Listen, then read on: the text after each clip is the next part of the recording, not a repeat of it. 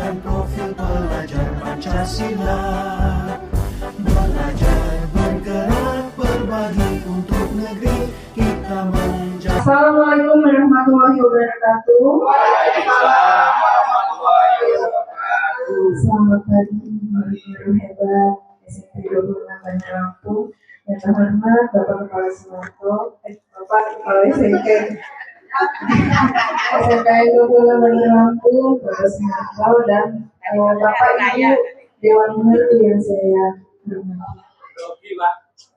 Hari ini kita akan melaksanakan kegiatan komunitas belajar yang ada di PMM, kegiatan 1 yang akan diisi oleh Ibu Niki Pujarwati. Sebelumnya, marilah kita buka acara ini dengan lafaz basmalah. Bismillahirrahmanirrahim.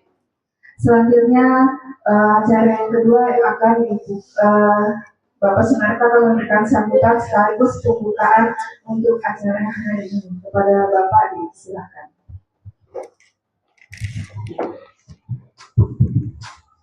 Assalamualaikum warahmatullahi wabarakatuh. Tabibun. Ya Bun. Salam sehat, selamat pagi untuk kita semua.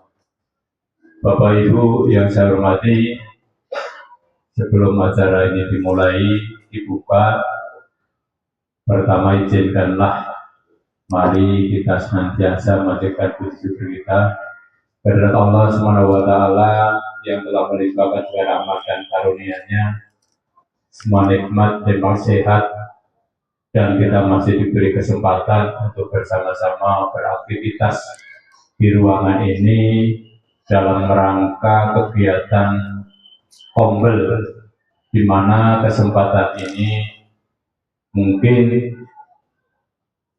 mudah-mudahan ke depan dapat kita lakukan secara rutin sehingga peningkatan kualitas pembelajaran atau yang lainnya dapat ditingkatkan dengan sebaik-baiknya, dan mudah-mudahan ini semua dicatat Allah sebagai amal ibadah. Amin. Yang kedua, sholawat dan salam mari kita sambil mengagunkan kepada junjungan kita Nabi besar Muhammad Sallallahu Alaihi Wasallam, para sahabat dan keluarganya. Mudah-mudahan kita semua yang hadir maupun yang belum dapat hadir pada kesempatan ini, apabila ada keperluan mudah-mudahan dilancarkan keperluannya, dan apabila dalam keadaan kurang sehat mudah-mudahan segera diberi kesehatan, dan suatu saat nanti bisa bergabung di kegiatan Kombel berikutnya. Dan mudah-mudahan apa yang kita lakukan sekali lagi insya Allah akan mendapat barokah dari Allah Subhanahu wa Ta'ala. Amin. Bapak Ibu yang saya hormati, hari ini hari Rabu tanggal 14 Agustus 2024 kita awali dengan kegiatan upacara memperingati hari ulang tahun Pramuka yang ke-63. Selanjutnya kita akan ada kegiatan yaitu tentang Kombel, di mana kegiatan ini sebagai media menyebarkan pemahaman dan penerapan pengalaman budaya positif. Mudah-mudahan nanti di kegiatan ini Bapak Ibu semua bisa sharing, bisa berkolaborasi sehingga ke depan dapat kita terapkan, dapat kita implementasikan dalam kehidupan pembelajaran di SMP 26 Bandar Lampung. Dan mudah-mudahan saya berharap dan saya yakin bahwa kegiatan ini banyak manfaatnya. Selain kita sharing, berbagi pengalaman, berbagi nilai-nilai positif untuk kita bersama. Dan tentunya punya satu tujuan, yaitu untuk memajukan kita semua SMP 26 Bandar Lampung agar menjadi lebih baik.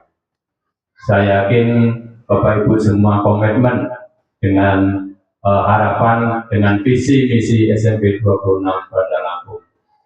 Mungkin hanya itu Bapak Ibu, mari kita ikuti kegiatan ini dengan sebaik-baiknya, dan saya yakin tentunya banyak manfaat yang akan kita petik.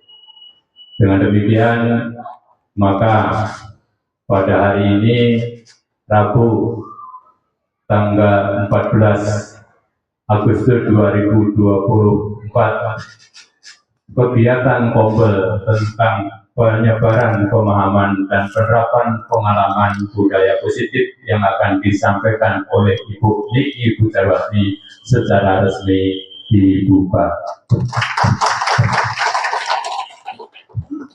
Itu saja Bapak Ibu yang saya hormati, sambutan dari kami. Ada kurang dan lebihnya saya minta maaf, dan kepada Allah saya mohon ampun. Kalau ada burung di sawah, jangan ditembak mati. Kalau ada kata yang salah, jangan dimasukkan di dalam hati. Kalau ada sumur di ladang, bolehlah kita menumpang mandi. Kalau umur yang panjang, bolehlah kita berjumpa lagi. Sofian Elvi Sukaisi, cukup sekian, terima kasih. Wassalamualaikum warahmatullahi wabarakatuh. Waalaikumsalam warahmatullahi wabarakatuh. Terima kasih Bapak membuka acara hari ini. Selanjutnya akan dilanjutkan oleh Ibu Niki untuk menyebarkan pemahaman dan penerapan pengalaman budaya positif. Kepada Ibu Niki, silakan. Bismillahirrahmanirrahim. Assalamualaikum warahmatullahi wabarakatuh. Yang terhormat Kepala SMP Negeri 26 Bandar Lampung, yang saya hormati Bapak Ibu Wakil Kepala SMP Negeri 26 Bandar Lampung, yang saya hormati Bapak Ibu Dewan Guru beserta staf tata usaha. Alhamdulillahirabbil alamin. Puji syukur kita panjatkan kehadirat Allah Subhanahu wa Ta'ala, karena atas rahmat dan limpahan karunia-Nya lah pada hari ini kita dapat berkumpul di ruang guru SMP Negeri 26 Bandar Lampung dalam keadaan sehat. Kegiatan hari ini saya yang akan memandu, yaitu menyebarkan pemahaman dan penerapan pengalaman budaya positif. Sebelumnya Bapak Ibu guru hebat di sini, meskipun saya hari ini menyebarkan pemahaman penerapan budaya positif, bukan berarti saya menggurui Bapak Ibu di sini. Bapak Ibu guru di sini adalah guru-guru hebat yang sudah melahirkan murid-murid yang sukses. Salah satunya adalah saya. Saya berdiri di sini, saya dapat berdiri di sini dan ada di posisi ini adalah berkat jasa dari para guru-guru hebat yang ada di SMP Negeri 26. Jadi Bapak Ibu, jika nanti saya menyampaikan materi, bukan berarti saya lebih hebat dari Bapak Ibu. Saya yakin Bapak Ibu lebih hebat karena sudah mengantarkan muridnya bisa menjadi sukses. Salah satunya adalah saya, Bapak Ibu.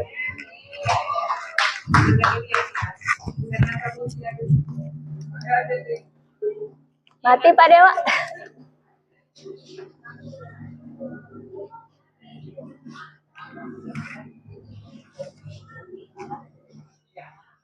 Oke, Bapak Ibu, materi budaya positif ini saya dapatkan pada saat ini ketika saya mengikuti program guru penggerak. Dan dari materi yang sudah didapatkan, saya diberi kesempatan untuk menyebarkan apa yang sudah saya dapatkan dari modul ini kepada Bapak Ibu guru yang ada di sekolah. Dan mudah-mudahan pemaparan saya nanti yang sedikit bisa bermanfaat bagi saya sendiri maupun Bapak Ibu guru hebat di sini. Materi budaya positif. Untuk membangun budaya yang positif Bapak Ibu di sekolah, sekolah perlu menyediakan lingkungan yang aman, nyaman, kondusif, sehingga murid itu bisa mampu berpikir, bertindak, dan mencipta dengan merdeka, mandiri, dan bertanggung jawab pada diri mereka sendiri. Nah, salah satu strategi yang dapat kita terapkan untuk menerapkan budaya positif di sekolah adalah kita harus meninjau Bapak Ibu. Pelaksanaan disiplin di sekolah kita itu seperti apa? Apakah memang pelaksanaan disiplin di sekolah ini atas dasar paksaan atau memang pelaksanaan disiplin di sekolah ini atas dasar kemauan masing-masing individu Bapak Ibu?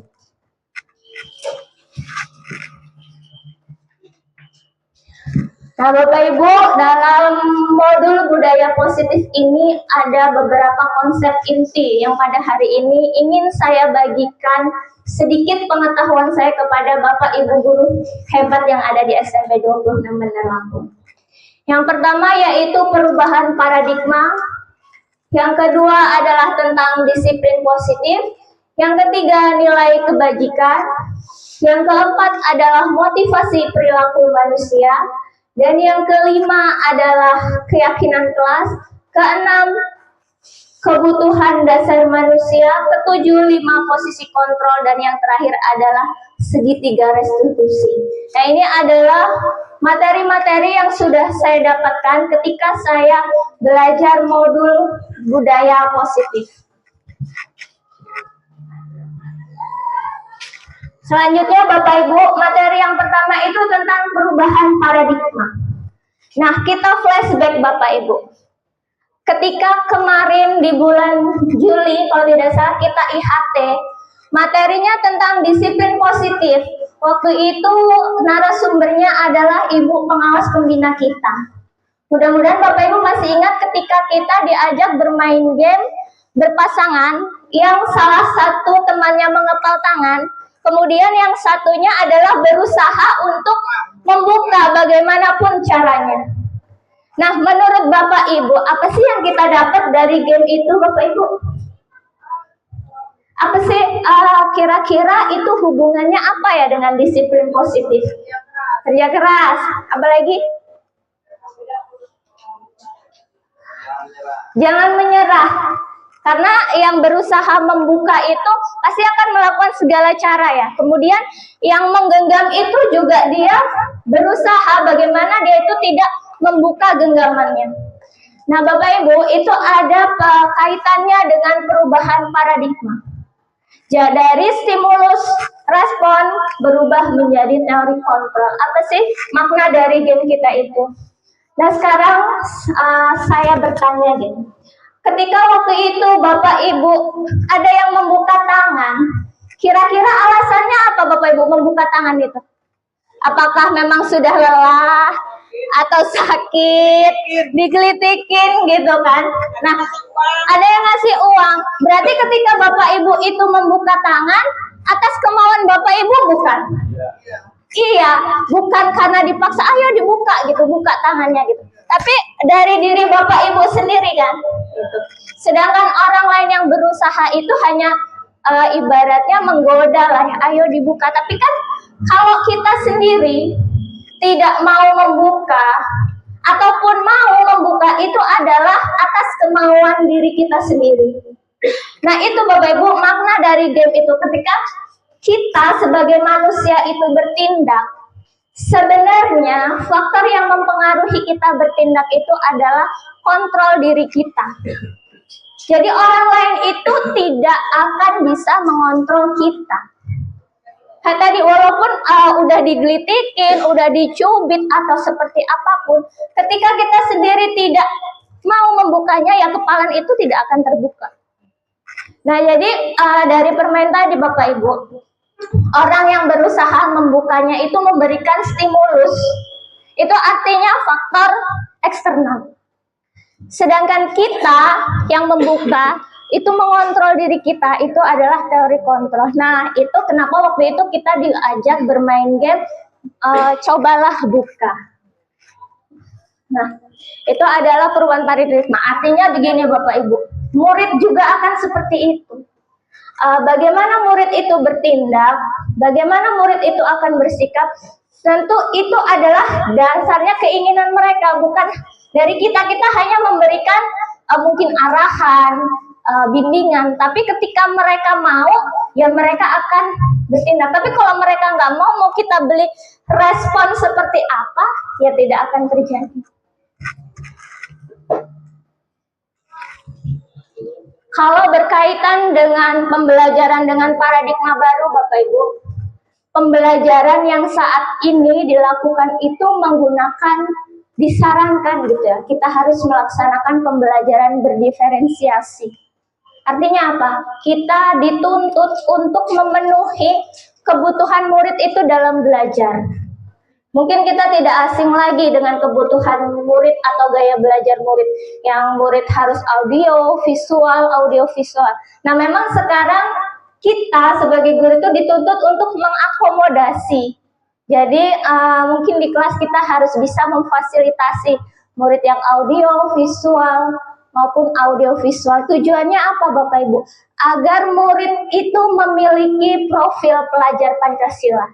Yang tentunya dimensinya ada 6, itu sudah tidak asing lagi bagi kita. Nah, itu adalah perubahan paradigma. Untuk selanjutnya Bapak Ibu adalah disiplin positif. Awalnya saya juga berpikir ketika mendengar kata disiplin, tentu yang terlintas dalam pikiran kita adalah tertib, datang tepat waktu, seperti itu.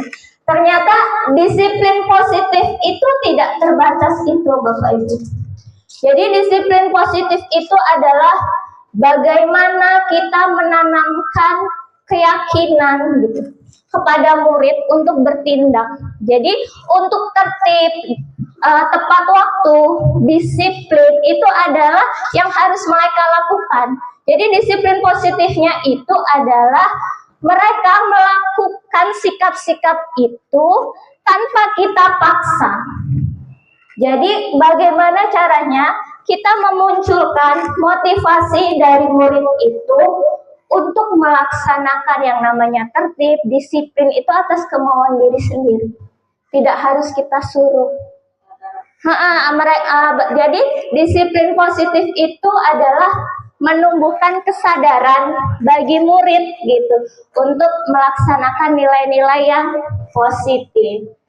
Jadi mungkin saya juga pengalaman baru ya. Oh, ternyata disiplin positif itu bukan menaati peraturan, itu hanya salah satunya, tapi yang terpenting adalah bagaimana murid itu melaksanakannya. Apakah karena dipaksa, apakah karena takut dengan gurunya atau apa. Jadi ketika disiplin positif mereka akan melakukan sendiri, dan itu sebenarnya dampaknya akan efektif. Tapi tentu di lapangan prakteknya tidak semudah teori Bapak Ibu.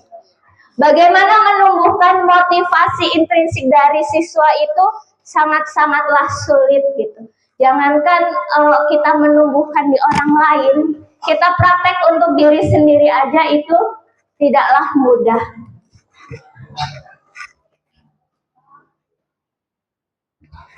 Nah, Bapak Ibu, di sini juga ada nilai kebajikan universal. Kira-kira Bapak Ibu pernah mendengar tidak apa sih nilai kebajikan itu? Belum ya? Sebenarnya Bapak Ibu, nilai-nilai kebajikan itu adalah nilai-nilai positif yang ada di kehidupan kita yang ingin kita capai. Tujuannya apa sih? Tujuannya itu untuk mencapai kebahagiaan, keselamatan. Tentunya nilai-nilai itu yang diyakini akan bermanfaat untuk diri sendiri dan orang lain. Nilai kebajikan, kenapa dibilang universal Bapak Ibu? Mungkin kalau yang orang bahasa udah tahu, universal itu artinya bersifat umum. Siapa aja bisa menerima, tidak tergantung dengan agama, ras, dan suku. Artinya nilai-nilai kebajikan itu berlaku untuk kita semua, karena kita tahu kita di Indonesia itu beragam, dari beragam budaya, suku, ras, agama, dan bahasa Bapak Ibu. Jadi nilai kebajikan universal yang utama itu sudah tercantum di dimensi profil pelajar Pancasila, yaitu beriman dan bertakwa pada Tuhan Yang Maha Esa dan berakhlak mulia, berkebinekaan global, gotong royong, mandiri, kreatif, dan bernalar kritis. Namun banyak pendapat itu yang menyampaikan tambahan-tambahannya. Pokoknya semua nilai yang positif dan berguna itu disebutnya dengan nilai kebajikan. Yang saya tayangkan ini hanya sebagian kecil. Jadi masih banyak lagi. Di situ tambahannya ada percaya diri, tanggung jawab, kejujuran, mungkin bisa juga rasa hormat, kasih sayang, dan lain-lain. Nah, sopan santun seperti itu. Nah, ini motivasi perilaku manusia. Sebenarnya mungkin kalau yang bagian guru BK gitu sudah memahami lah motivasi perilaku manusia itu apa aja sih. Motivasi perilaku manusia itu terbagi dua Bapak Ibu. Ada motivasi internal dan ada motivasi eksternal. Eksternal itu artinya dia dipengaruhi dari lingkungan luar. Kalau internal itu munculnya dari dalam diri. Benar sekali. Mungkin kalau yang guru-guru BK pengalamannya jauh lah lebih dari saya, udah mengalami berbagai macam hal di lapangan. Jadi motivasi eksternal itu yang pertama adalah ketika seseorang berperilaku itu untuk menghindari ketidaknyamanan atau hukuman. Biasanya siswa nih ketika mereka datang ke sekolah tidak terlambat. Alasannya kenapa? Saya kalau datang terlambat nanti dihukum. Jadi ketika mereka datang terlambat tapi tidak dihukum, nah itu akan berakibat fatal. Nah besok-besok lagi bakal terulang lagi kalau motivasinya adalah hukuman. Kemudian motivasi eksternal yang kedua itu seseorang berperilaku itu untuk mendapatkan penghargaan atau imbalan bagi orang lain, dari orang lain. Misalnya biasanya nih, kalau saya juga pribadi pernah menerapkan ketika ujian terus nilai anak itu dapat 100 gitu, biasanya sama gurunya dikasih reward gitu. Itu adalah motivasi eksternal. Nah, kira-kira menurut Bapak Ibu, ketika anak itu berprestasi terus dikasih reward itu bisa berdampak negatif tidak Bapak Ibu? Kadang-kadang bisa. Ya, lebih memotivasi ya Bu ya. Kira-kira ada nggak sisi negatifnya Bapak Ibu? Ya, ada. Apa kira-kira Bapak Ibu negatifnya? ya ada aku merasa lebih. Nah betul Bapak Ibu. Ketika siswa itu berprestasi gitu, kita memberikan reward. Mungkin sisi positifnya adalah itu memunculkan motivasi baru untuk lebih baik lagi gitu. Tapi acuannya dia tuh, saya nanti kalau lebih baik lagi, saya akan dapat reward lagi gitu. Tapi itu ada sisi negatifnya Bapak Ibu. Ketika kita mengharapkan itu terjadi dalam jangka panjang, kita setiap hari akan memberikan reward untuk dia bisa berprestasi lagi. Nah, kalau menurut teori gitu Bapak Ibu, saya juga belum praktek ya. Ketika anak itu berprestasi di awal, terus kita kasih reward, kita kasih penghargaan.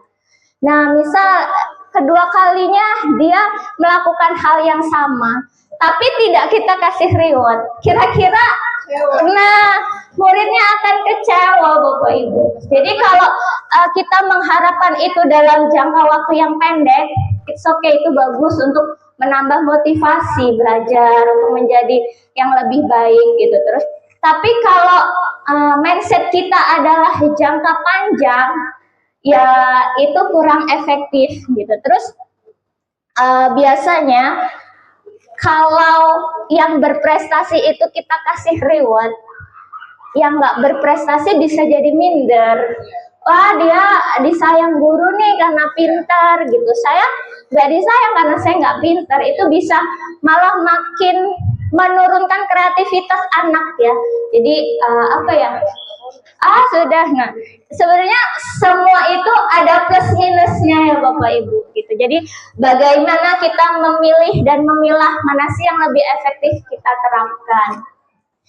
Nah, untuk motivasi internal ini Bapak Ibu, jadi motivasi internal itu seseorang bertindak itu untuk menghargai diri sendiri dan menjadi orang yang mereka inginkan. Jadi misal gini, saya rajin belajar, motivasinya apa? Ya karena saya pengen bisa, saya nggak pengen ketinggalan dari orang lain. Artinya kan keinginan itu atas dasar dia sendiri. Dia tidak mengharapkan saya kalau dapat nilai 100 saya bakal dapat hadiah. Atau kalau saya nanti nilainya jelek saya dihukum. Tidak, tapi memang didasarkan pada kebutuhan dia sendiri, keinginan dia sendiri untuk maju. Nah, itu adalah motivasi perilaku manusia. Iya, jadi motivasi internal itu yang muncul dari dalam diri kita. Selanjutnya Bapak Ibu ada keyakinan kelas. Saya yakin Bapak Ibu guru hebat di sini kalau pertama kali masuk ke kelas nggak langsung belajar. Biasanya bikin kesepakatan kelas atau biasanya bikin peraturan kelas. Nah, saya punya pertanyaan Bapak Ibu. Kira-kira peraturan kelas dengan keyakinan kelas itu sama atau beda? Peraturan dengan keyakinan beda. Nah, menurut Bapak Ibu apa sih bedanya?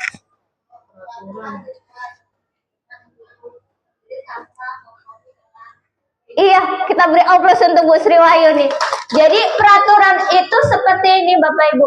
Peraturan itu alat yang kita ciptakan untuk membuat murid itu mematuhi gitu loh.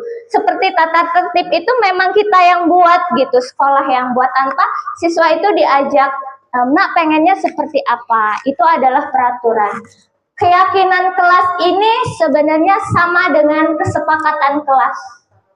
Iya, keyakinan kelas itu asalnya adalah dari nilai-nilai kebajikan yang tadi di awal. Dan proses pembentukannya itu Bapak Ibu bukan dari gurunya yang, keyakinan kelas atau kesepakatan kelas ini A, B, dan C.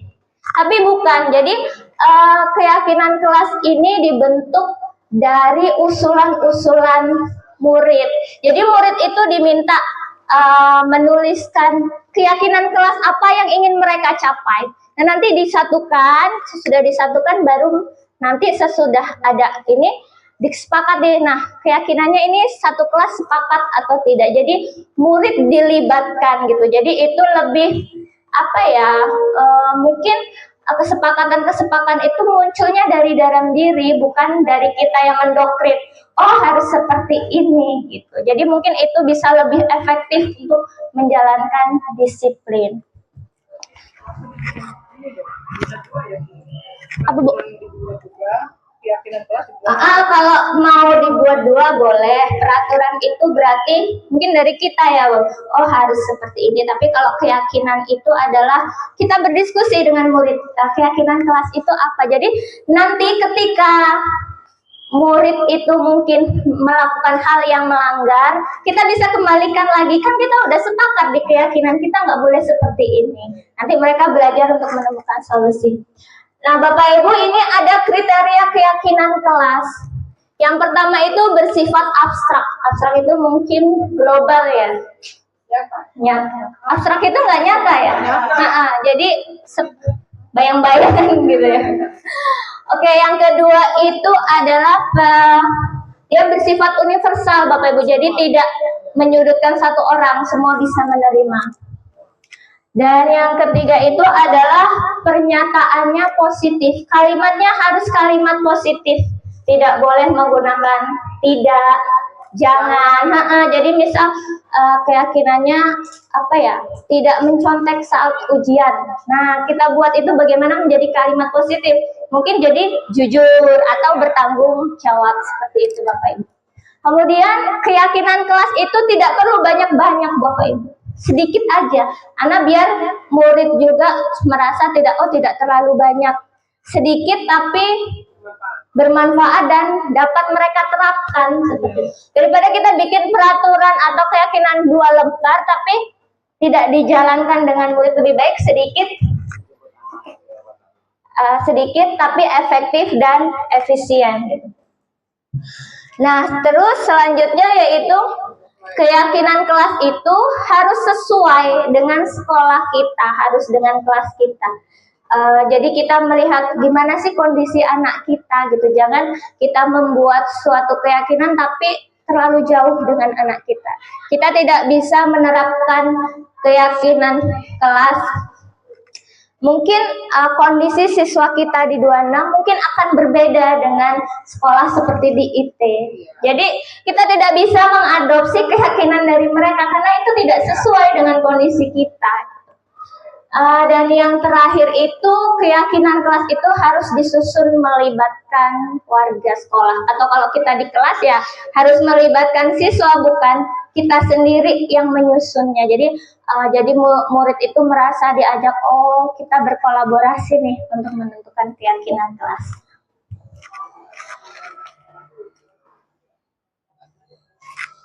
Nah, Bapak Ibu, ini materi tentang kebutuhan dasar manusia. Apa sih kebutuhan dasar itu? Iya, kebutuhan dasar itu pokok ya Bapak Ibu, yang mungkin tanpa kita sadar kita harus mendapatkannya. Jadi kebutuhan dasar itu ada 5. Itu juga dibagi 2 Bapak Ibu. Dari 5 itu ada fisik dan psikis, psikologi. Fisik itu yang bertahan hidup. Bertahan hidup itu berkaitan dengan makan, sandang, pangan, seperti itu. Biasanya bertahan hidup ini sudah dipenuhi oleh keluarga ya. Nah, yang 4 ini adalah kebutuhan psikologi. Dan biasanya 4 kebutuhan ini yang menjadi dasar perilaku menyimpang murid di sekolah. Yang pertama itu adalah kesenangan. Kita berefleksi Bapak Ibu, sebagai manusia, siapa sih yang tidak ingin hidupnya senang? Tidak ada. Tidak ada manusia yang ingin hidupnya susah. Nah, itu adalah kebutuhan dasar secara psikologis Bapak Ibu, kesenangan.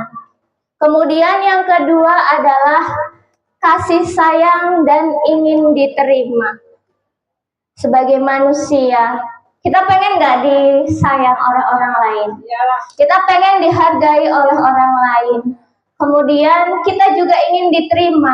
Kita ingin loh diterima di suatu kelompok. Nggak ada orang yang saya pengen dibenci loh sama orang gitu. Atau ketika kita mau bergabung di komunitas, saya pengennya nggak diterima nih. Pasti kita pengennya dihargai, dicintai, dilibatkan seperti itu. Diperhatikan. Nah, yang ketiga ini adalah kebebasan. Kira-kira kalau kebebasan ini berkaitan dengan apa, Bapak? Bebas. Boleh. Sebenarnya kebebasan itu berkaitan dengan pilihan. Pasti kalau kita dihadapkan pada suatu hal, kita berharap memilih sesuai keinginan kita gitu. Kita mau bertindak itu, saya pengennya pakai ini. Kadang kita juga ketika kita mau ada kegiatan, terus yang sederhana kita menentukan seragam. Nah, pasti kan kalau ditanya, saya pengennya pakai baju ini. Nah, itu. Artinya kita sebagai manusia itu sebenarnya pengen loh kita itu punya pilihan-pilihan dalam bertindak. Yang terakhir adalah penguasaan. Penguasaan itu sebenarnya berkaitan dengan kompetensi. Mungkin sebagai manusia kita pengen loh diakui bahwa kita itu bisa. Kita pengen dilihat, saya itu mampu loh untuk mengerjakan ini. Mungkin walaupun itu tidak tampak secara naluri di dalam diri kita tuh pengen diakui, saya tuh sebenarnya bisa, saya punya kemampuan. Begitu juga dengan murid. Makanya mungkin saat ini kita dituntut bagaimana kita memahami keberagaman murid ya. Kita menghargai murid itu bisanya di bagian mana sih gitu. Nah, itu mungkin salah satu cara untuk memenuhi kebutuhan dasar itu penguasaan gitu. Jadi kita tidak bisa memandang murid itu, oh ini harus pintar di matematika. Mungkin dia tidak pintar di matematika, tapi mungkin di PJOK-nya dia bisa. Jadi dia ingin dihargai, oh saya itu bisa loh di bagian olahraga. Itu adalah kebutuhan dasar manusia. Nah, kebutuhan dasar manusia ini Bapak Ibu, jika salah satunya tidak terpenuhi, kira-kira akibatnya apa? Akibatnya bisa jadi murid itulah yang menyebabkan perilaku menyimpang di sekolah. Males Bu. Kenapa sih? Misal dia senangnya tidak terpenuhi, hanya dia tuh bete, akhirnya dia mungkin menjahili temennya gitu, biar yaitu kesenangan dia untuk memenuhi salah satu kebutuhannya. Kemudian nah, kalau supaya diperhatikan itu kira-kira kebutuhan dasar mana Bu yang tidak terpenuhi? Kasih sayang, betul. Terus kebebasan yang biasanya nih dia akhirnya belajarnya di kelas itu ngantuk gitu. Kenapa gitu? Ya mungkin salah satunya bisa, atau orang dia sukanya bahasa Indonesia, kok hari ini pelajaran matematika jadinya malas gitu kan. Itu adalah berkaitan dengan kebebasan.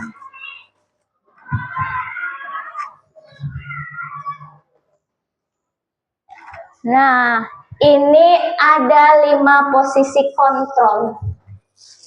5 posisi kontrol ini berkaitan bagaimana sih ketika kita menghadapi murid yang melakukan perilaku menyimpang. Ada 5 Bapak Ibu. Penghukum, pembuat rasa bersalah, teman, pemantau, dan yang terakhir adalah manajer. Tingkatan tertinggi di 5 posisi kontrol ini adalah ketika kita bisa berada di posisi manajer Bapak Ibu. Penghukum itu artinya seperti apa sih? Penghukum itu biasanya identik dengan guru yang berkata kasar. Begitu anak melanggar langsung tuh dimarahin di depan, ditunjuk-tunjuk, langsung dihukum gitu. Misal kita langsung dimarahin, langsung berdiri di lapangan berapa jam. Nah, seperti itu adalah menghukum. Menurut Bapak Ibu, ketika kita menghukum anak, dampaknya ada tidak? Apa Bapak Ibu? Anak itu Sedih, menyesal, jerah. Oke. Mungkin ketika dihukum anak itu jadi takut nggak Bapak Ibu? Takut kan? Gitu, malah bisa jadi trauma Bapak Ibu. Bisa jadi malah nanti mereka akan mengulang lagi dan mengulang lagi. Itu adalah posisi penghukum.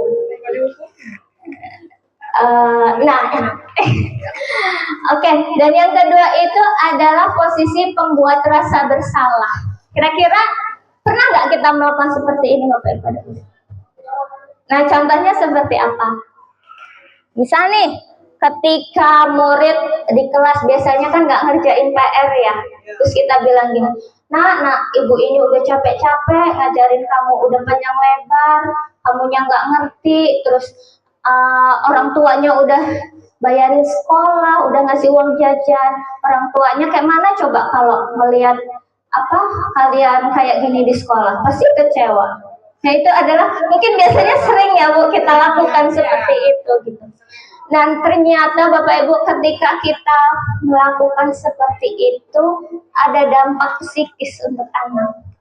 Jadi anak itu akan merasa berarti saya ini nggak berguna ya gitu. Saya udah ngebuat orang-orang yang sudah berkorban buat saya merasa kecewa. Saya ngerasa orang tua saya tuh jadi kecewa, guru saya tuh jadi kecewa dengan saya. Itu adalah dampaknya lebih ke psikis. Kalau yang penghukum tadi biasanya dampaknya lebih ke fisik ya. Biasanya dihukumnya itu suruh lari keliling lapangan, berdiri. Kalau membuat rasa bersalah ini dampaknya lebih ke psikis. Dan yang ketiga ini adalah kita berperilaku sebagai teman.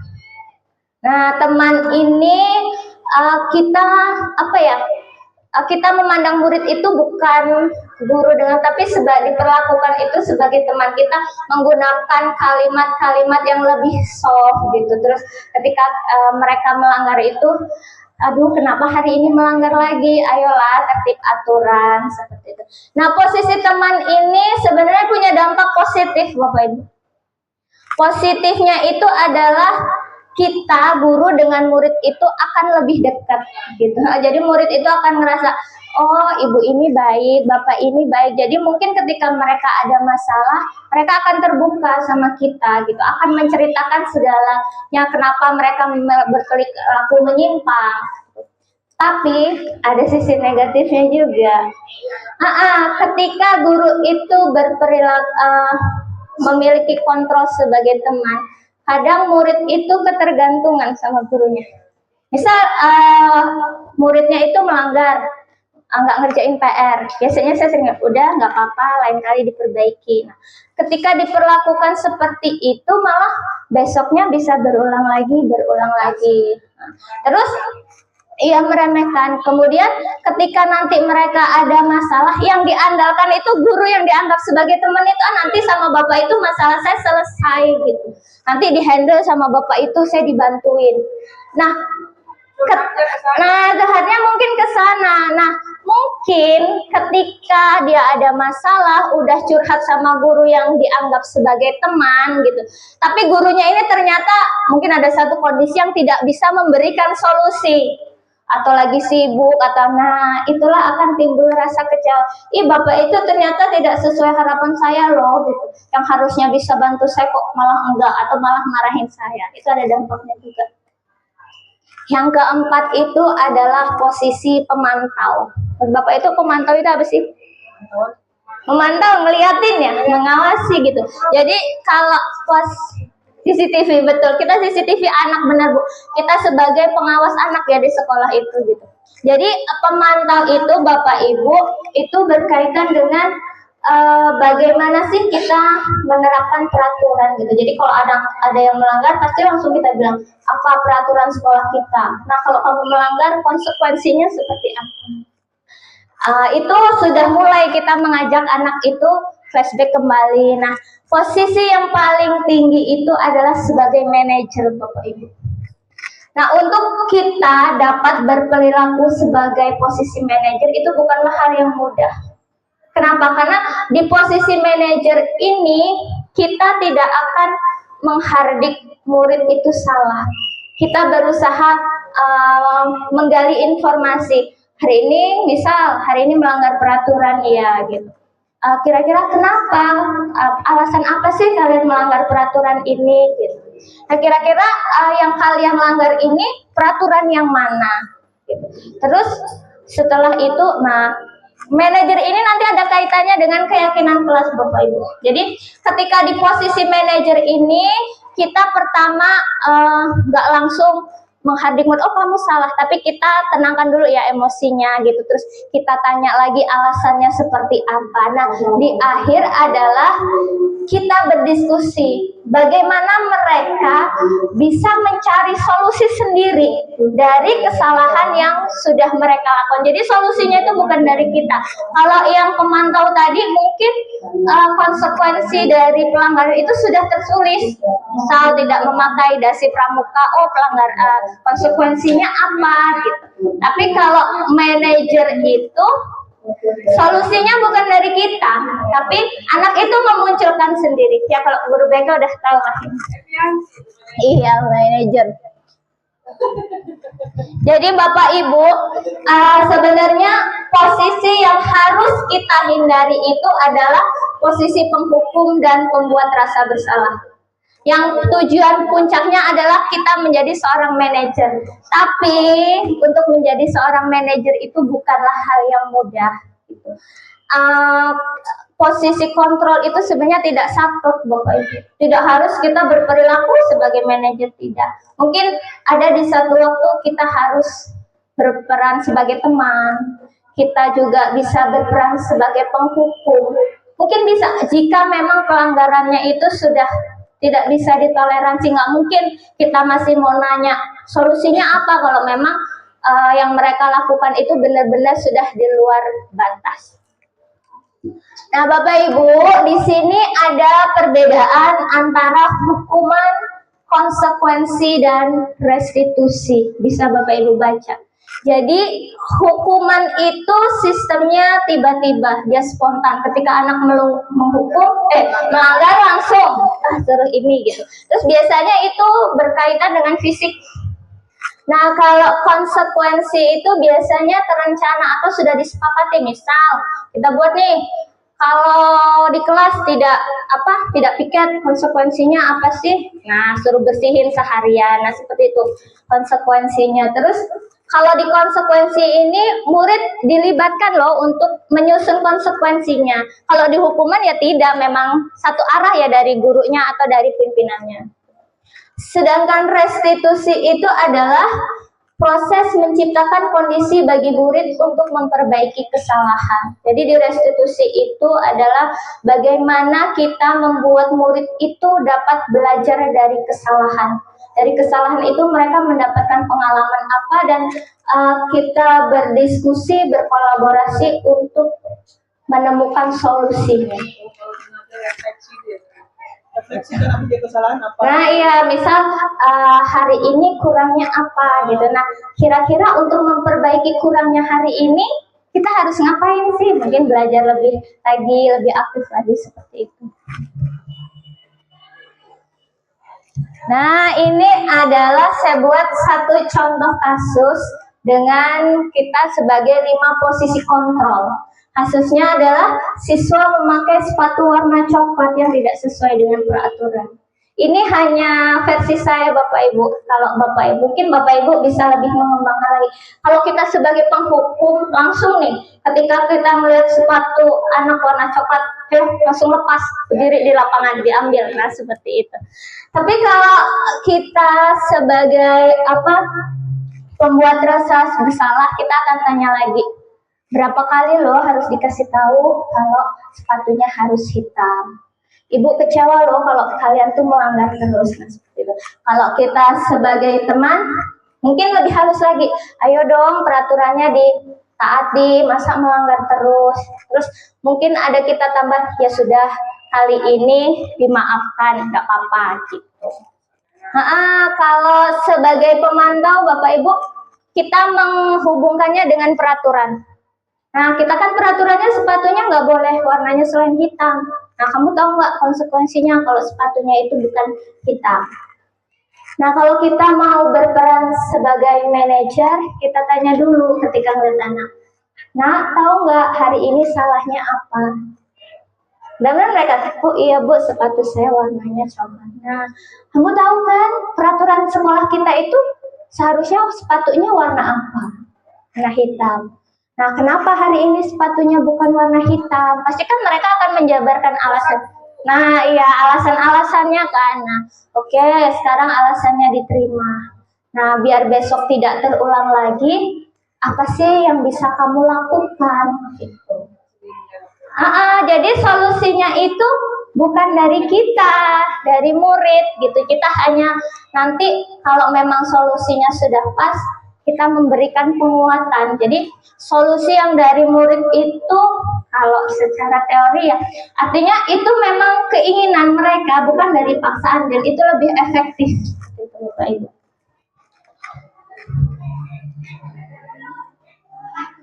Nah, ini adalah restitusi tadi Bapak Ibu.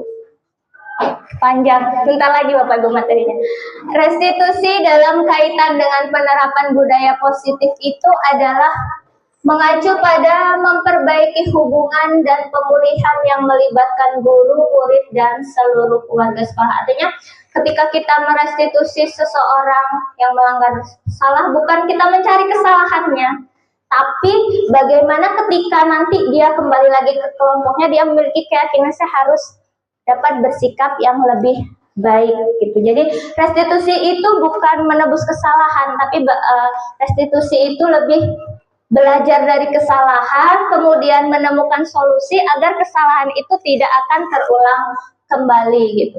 Kemudian restitusi itu adalah tawaran, bukan suatu paksaan. Kan kita menawarkan, nah menurut kamu solusinya seperti apa gitu, bukan oh solusinya menurut ibu yang paling bagus seperti ini, bukan seperti itu. Kemudian restitusi itu juga menuntun untuk melihat ke dalam diri, yaitu refleksi diri Bapak Ibu. Kemudian tujuan dari restitusi itu adalah kita dituntut untuk mencari kebutuhan dasar apa sih yang tidak terpenuhi. Sebenarnya kalau saya flashback kembali gitu ya, mungkin murid perilaku menyimpang itu karena salah satu kebutuhan dasarnya tidak terpenuhi. Akhirnya dia memenuhinya dengan cara-cara yang mereka inginkan, yang dianggap orang itu sebagai perilaku yang menyimpang. Nah, di tahap restitusi ini ada yang disebut dengan segitiga restitusi. Ini adalah tahapannya. Di segitiga restitusi ini memiliki 3 tahapan. Jadi ketika kita menghadapi siswa yang bermasalah ada 3. Yang pertama adalah kita menstabilkan identitas. Yang kedua yaitu validasi rasa bersalah, validasi kesalahan, dan yang ketiga itu adalah menanyakan keyakinan. Di menstabilkan identitas. Nah, ini ada Bapak Ibu, menstabilkan identitas dilakukan berdasarkan prinsip bahwa membuat kesalahan adalah bagian dari proses belajar yang nantinya akan menggeser identitas gagal menjadi identitas sukses. Jadi ketika anak itu membuat kesalahan, kita tidak bisa menghadir, oh kamu itu salah gitu. Kita harus berupaya, ya enggak apa-apa salah, tapi besok-besok jangan diulangi lagi gitu. Kita menstabilkan dulu agar mereka itu tidak emosi ya. Kalau udah anak salah, kita panggil, kita marahin, bukannya selesai masalahnya. Jadi itu adalah menstabilkan identitas. Kemudian tahapan yang kedua yaitu validasi tindakan yang salah. Validasi tindakan yang salah ini dilakukan berdasarkan prinsip bahwa setiap perilaku itu berupaya untuk memenuhi kebutuhan tertentu. Nah, ini adalah validasi tindakan yang salah ini kita menggali alasan-alasan kenapa siswa itu melakukan penyimpangan. Kenapa sih, misal tadi yang kasus sepatu warnanya coklat, kita tanya, kenapa bisa pakai sepatu warna coklat? Nanti kan mereka akan bercerita. Nah, kenapa? Nah, itu namanya validasi kesalahan. Nah, setelah validasi kesalahan, Bapak Ibu, yang tahap terakhir adalah menanyakan keyakinan. Artinya ketika kita sudah mengetahui alasan mereka salah, melakukan kesalahan, nah kita kembalikan lagi. Nah, oke, hari ini salah. Sekarang Ibu tanya, kita kan sudah punya keyakinan ya, keyakinan kelas yang sudah kita sepakati. Menurut kamu, keyakinan apa sih yang dilanggar? Gitu. Nah, setelah mereka bisa menjawab, baru kita tawarkan, menurut kamu, apa sih yang bisa kamu lakukan untuk memperbaiki kesalahan hari ini? Nah, itu merupakan tahapan menanyakan keyakinan. Sebenarnya Bapak Ibu hebat di sini, saya yakin ketika Bapak Ibu mengalami atau mendapatkan siswa yang berperilaku menyimpang, ketiga tahapan ini sudah dilakukan. Bagaimana kita menstabilkan emosi, kita menggali informasi alasan-alasan mereka berbuat penyimpang, kemudian kita berusaha untuk menghadirkan solusi-solusi, kita mengajak mereka berkolaborasi. Nah, yang Bapak Ibu lakukan itu adalah penerapan segitiga restitusi.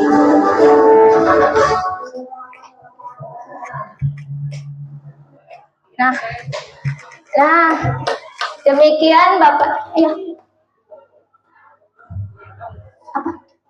Oh, jadi Bapak Ibu, segitiga restitusi atau restitusi itu mungkin kalau kita lihat itu yang paling bagus gitu ya, tapi itu bukan saklek harus kita lakukan seperti itu. Seperti yang saya bilang tadi, tidak semua masalah itu dapat kita selesaikan dengan restitusi. Tidak semua masalah itu kita hadapi dengan posisi kita sebagai kontrol. Ada satu kasus kita memang harus menghukum, mungkin ada satu kasus juga kita harus menganggapnya sebagai teman gitu. Tapi sebisa mungkin, kalaupun memang kasusnya belum fatal, kita hindari menghukum maupun membuat rasa bersalah. Kalau memang kita sudah bisa di posisi manajer Bapak Ibu, itu adalah capaian yang paling tinggi kita sebagai guru. Mudah-mudahan kita di sini selanjutnya bisa berperan sebagai manajer dalam menghadapi murid-murid kita di sini Bapak Ibu, agar ya murid kita jauh lebih baik.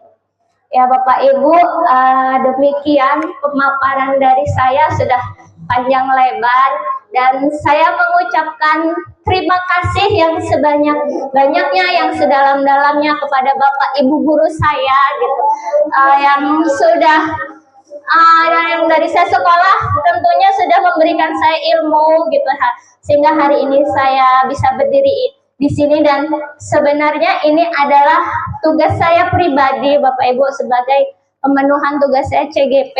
Jadi saya ditugaskan untuk melakukan pengimbasan. Saya mengucapkan terima kasih yang sedalam-dalamnya kepada Bapak Ibu guru. Mudah-mudahan sedikit yang saya sampaikan bisa bermanfaat khususnya bagi saya sendiri dan Bapak Ibu guru semua. Akhirnya wassalamualaikum warahmatullahi wabarakatuh.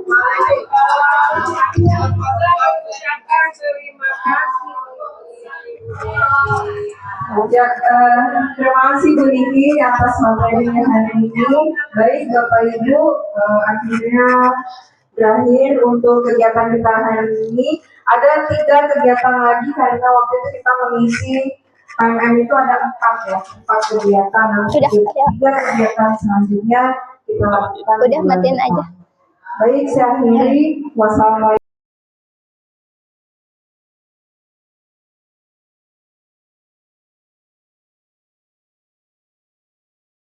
Warahmatullahi wabarakatuh. Alhamdulillahirabbil alamin wassalatu wassalamu ala asyrofil anbiya'i wal mursalin wa ala alihi washabihi ajmain amma ba'du. Di sini saya yang pertama menyampaikan ucapan syukur saya kehadirat Allah Subhanahu wa taala karena pada kesempatan yang lalu saya sudah menyaksikan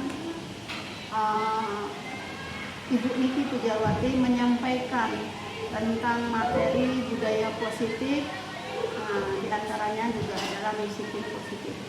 Pada penyampaian materi tersebut, saya mendapat banyak sekali ilmu, tambahan ilmu yang diberikan oleh Ibu Niki Pujarwati. Saya sangat bangga dengan beliau karena beliau adalah anak didik kami yang berhasil menjadi CGP untuk angkatan ke-11, di mana dari ilmu yang disampaikan, materi-materi yang disampaikan oleh Ibu Pujarwati akan menjadi motivasi tersendiri untuk kami guru-guru SMP 26, khususnya saya pribadi, untuk memberikan perubahan yang lebih baik di dalam mendidik putra-putri kami di sekolah. Harapan kami ke depannya akan muncul guru-guru CGP SMP 26 Bandar Lampung yang akan memberikan tambahan ilmu, berbagi ilmu kepada kami, tidak hanya materi-materi yang sedikit, tetapi akan lebih banyak lagi yang akan diberikan oleh CGP. Semoga Ibu Niki sukses ke depannya dan menjadi motivator untuk seluruh guru-guru SMP 26. Demikian dari saya, terima kasih. Wassalamualaikum warahmatullahi wabarakatuh. Assalamualaikum warahmatullahi wabarakatuh. Perkenalkan, nama saya Dr. Hana Rasuta, mengajar mata pelajaran IPA di kelas 9 SMP Negeri 26 Bandar Lampung. Dari penjelasan Bu Niki Pujarwati SPD tentang disiplin positif kemarin, saya banyak sekali mendapatkan ilmu yang sudah dipaparkan oleh Bu Niki kemarin. Nilai kebajikan, kemudian motivasi perilaku pada manusia, kemudian tentang keyakinan kelas atau kesepakatan kelas, sehingga kita kalau sebelum mengajar itu kita harus mempunyai keyakinan kelas dulu atau kesepakatan kelas dulu sama siswa. Tentang kesepakatan kelas ini kita tidak boleh menyampaikan dengan kata-kata misalnya tidak boleh, tidak sopan misalnya, paling kata-katanya sopan gitu aja. Kemudian ada lagi tentang kebutuhan dasar manusia, kemudian posisi kontrol dan segitiga restitusi. Jadi dari paparan yang disampaikan oleh Bu Niki kemarin, saya merasa baru menyadari cara menghadapi kita berada di dalam kelas. Jadi kalau mencari solusi itu bukan kita yang menentukan. Jadi kita bersama anak, kita mencari solusi itu, kita mencari solusinya itu bersama anak. bukan kita yang menentukan. Ternyata kita selama ini kan kita yang menentukan. Demikianlah pendapat dari saya.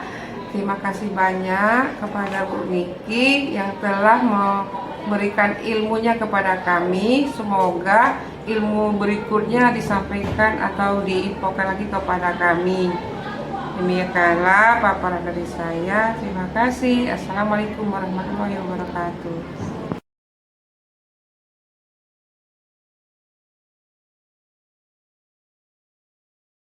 Bismillahirrahmanirrahim. Assalamualaikum warahmatullahi wabarakatuh. Waalaikumsalam warahmatullahi wabarakatuh. Nah, anak-anak, di awal pertemuan ini sebelum kita melakukan pembelajaran, kita mau membuat keyakinan kelas. Tahu nggak sih keyakinan kelas itu apa? Yakin itu artinya apa, Nak? Percaya.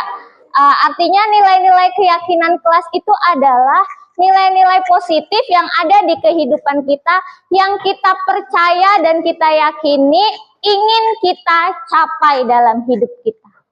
Nah, kalau keyakinan kelas ini poin-poinnya hanya satu. Contohnya, jadi cuma satu kata, misal jujur, disiplin, tanggung jawab, dan lain-lain. Namun keyakinan kelas ini kita susun secara bersama. Berdasarkan inisiatif dari kalian, bukan dari ibu yang memberikan, oh keyakinan kelasnya ini aja gitu. Tapi nanti dari masing-masing kalian itu menuliskan satu nilai yang ingin kalian capai dalam hidup kalian. Dan kalian yakini dan kalian percaya. Paham? Nanti ibu akan membagikan kertas berwarna ini. Masing-masing menuliskan satu nilai yang baik, yang positif. Paham? Bisa contohnya tanggung jawab atau apa. Nah, bisa dimulai? Nah, silakan ini diambil. Masing-masing tulisnya satu-satu aja, jangan banyak-banyak. Cukup satu nilai. Nah, Oke, sudah selesai menulisnya? Sudah. Jika sudah selesai, sekarang kalian boleh menempelkannya di papan tulis. Ayo, ditempel. Ayo, disusun yang rapi.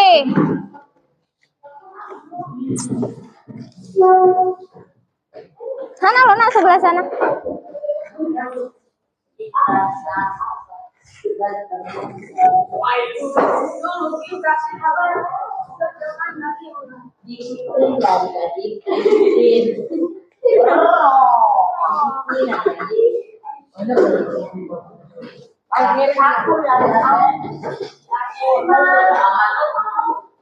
Adik-adik.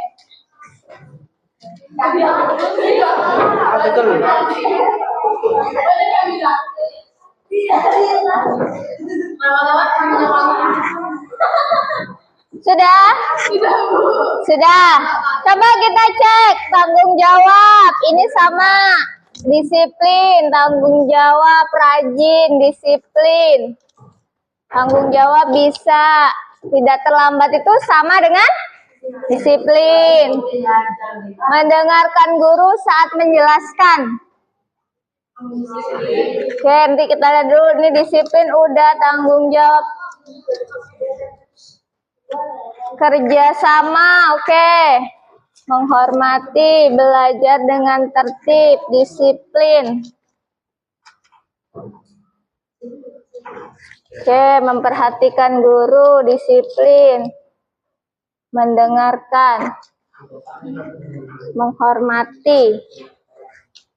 Rajin belajar, disiplin. Oke. Ini ya, ternyata banyak yang sama ya, bisa kita rangkum. Yang pertama, apa keyakinan kelas kita? Tanggung jawab. Kemudian, disiplin. Kemudian, rajin. Kemudian, kerjasama. Terus, jujur. Terus kira-kira kalau yang ditulis memperhatikan guru saat menjelaskan, mendengarkan penjelasan guru itu masuk kemana?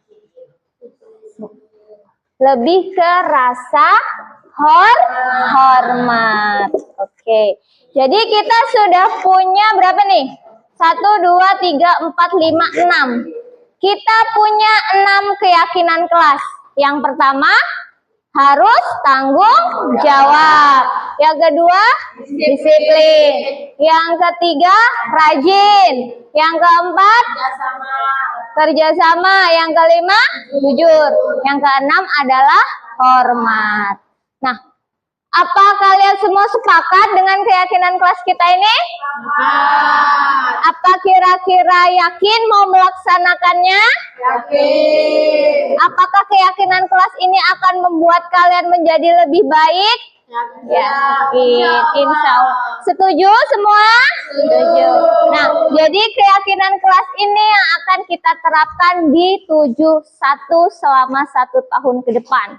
Jadi siswa 71 itu harus bertanggung jawab, disiplin, punya rasa hormat, jujur, dapat bekerja sama, dan harus rajin. Oke? Oke.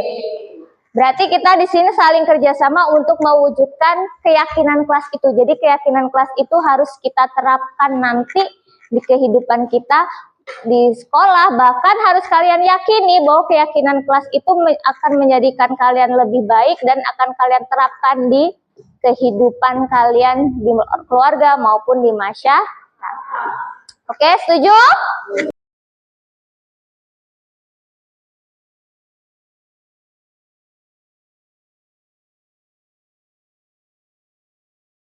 Assalamualaikum warahmatullahi wabarakatuh. Nama saya Naura, kelas 71. Saya mendapatkan pengalaman baru karena selama ini belum pernah dilibatkan dalam membuat keyakinan. Tapi dengan adanya keyakinan kelas, saya akan berusaha menjalankan dengan tanggung jawab. Waalaikumsalam warahmatullahi wabarakatuh. Assalamualaikum warahmatullahi wabarakatuh. Nama saya Aliyah, kelas 71. Hari ini kami belajar membuat keyakinan kelas. Kami diminta menuliskan satu kata yang ingin kami capai dan bermanfaat. Saya senang dilibatkan dalam menyusun keyakinan kelas dan saya akan berkomitmen untuk keyakinan kelas yang sudah disepakati.